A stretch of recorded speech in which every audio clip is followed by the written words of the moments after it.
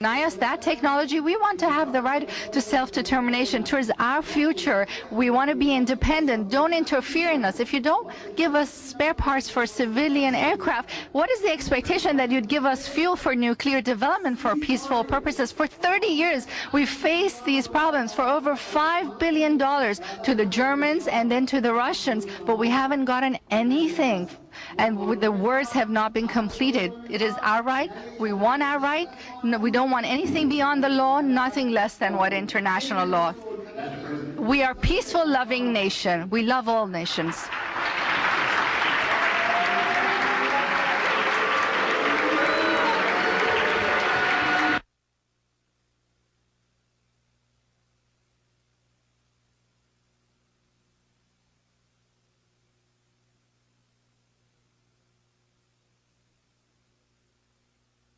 آقای رئیس جمهور در گذشته سال which I would like to pose to you on behalf of the students and faculty who have submitted them to me. Let me begin with the question to which you just alluded. Please, one by one. One by one, please. Yes.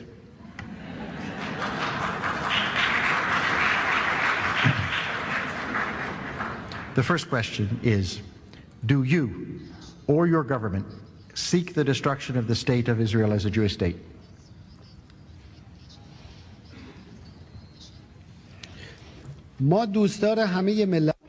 We love all nations. We are friends with the Jewish people. There are many Jews in Iran living peacefully with security. You must understand that in our constitution, in our laws, in the parliamentary elections, for every 150,000 people, we get one representative in the parliament. For the Jewish community, for 1/5 of this number, they still get one independent representative in the parliament. So our proposal to the Palestinian plight is a humanitarian and democratic proposal. What we say is that to solve this 60-year problem, we must allow the Palestinian people to decide about its future for itself. This is compatible with the spirit of the Charter of the United Nations and the fundamental principles enshrined in it. We must allow Jewish Palestinians, Muslim Palestinians, and Christian Palestinians to determine their own fate themselves through a free referendum. Whatever they choose as a nation, everybody should accept and respect. Nobody should interfere in the affairs of the Palestinian nation. Nobody should sow the seeds of discord. Nobody should spend tens of billions of dollars equipping and arming one group there. We allow the Palestinian nation to decide its own future, to have the right to self-determination for itself. This is what we are saying as the Iranian nation. Mr. President, I think many members of our audience would like to hear a clearer answer to that question. That is,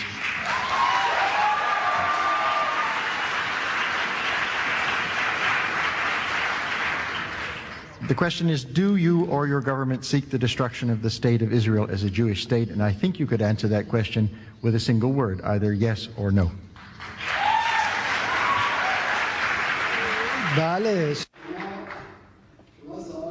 You ask the question and then you want the answer the way you want to hear it. Well, this isn't really a free flow of information.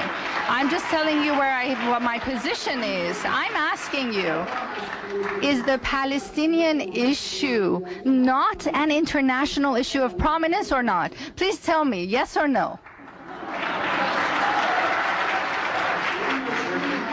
There's a plight of a people. The answer to your question is yes. Well, thank you for your cooperation. We recognize there's a problem there that's been going on for 60 years. Everybody provides a solution, and our solution is a free referendum. Let this referendum happen, and then you'll see what the results are. Let the people of Palestine freely choose what they want for their future. And then what you want in your mind to happen there will happen and will be realized. which was posed by President Bollinger earlier and comes from a number of other students. Why is your government providing aid to terrorists? Will you stop doing so and permit international monitoring to certify that you have stopped? Well, I want to pose a question here to you. If someone comes and explodes bombs around you, threatens your president, members of the administration, kills the members of the Senate or Congress, how would you treat them? Would you award them, or would you name them a terrorist group? Well, it's clear. You would call them a terrorist, my dear friends. The Iranian nation is a victim of terrorism. For 26 years ago, where I work, close to where I work, in a terrorist operation, the elected president of the Iranian nation and the elected prime minister of Iran lost their lives in a bomb explosion. They turned into ashes. A month later, in another terrorist operation, 72 members of our parliament and high-ranking officials, including 4 ministers and 8 deputy ministers' bodies were shattered into pieces as a result of terrorist attacks. Within 6 months, over 4,000 Iranians lost their lives, assassinated by terrorist groups. All this carried out by the hand of one single terrorist group. Regretfully, that same terrorist group now, today, in your country, is being operating under the support of the U.S. administration, working freely, distributing declarations freely, and their camps in Iraq are supported by the U.S. government. They are secured by the U.S. government. Our nation has been harmed by terrorist activities. We were the first nation that objected to terrorism and the first to uphold the need to fight terrorism.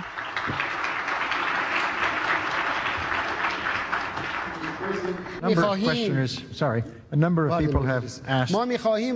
We need to address the root causes of terrorism and eradicate those root causes. We live in the Middle East. For us, it's quite clear which powers sort of incite terrorists, support them, fund them. We know that. Our nation, the Iranian nation through history, has always extended a hand of friendship to other nations. We're a cultured nation. We don't need to resort to terrorism. We've been victims of terrorism ourselves.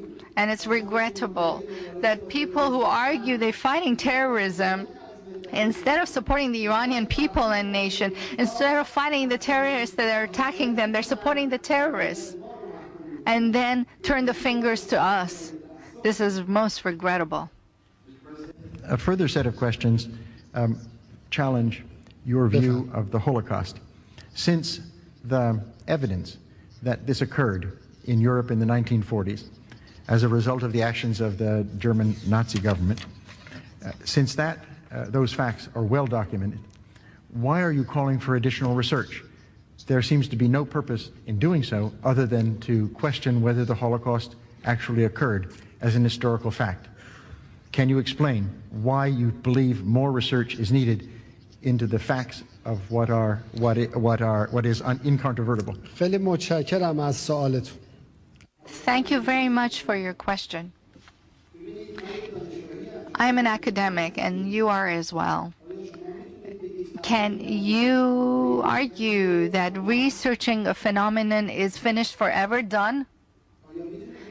Can we close the books for good on a historical event?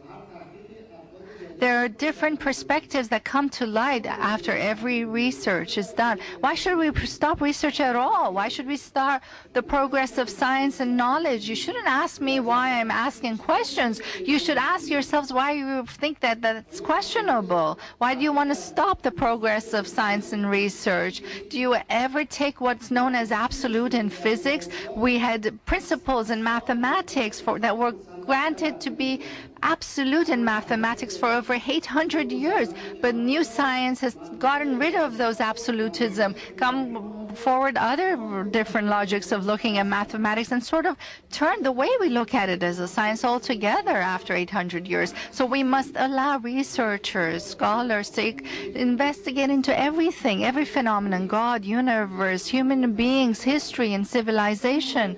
Why should we stop that? I'm not saying that it didn't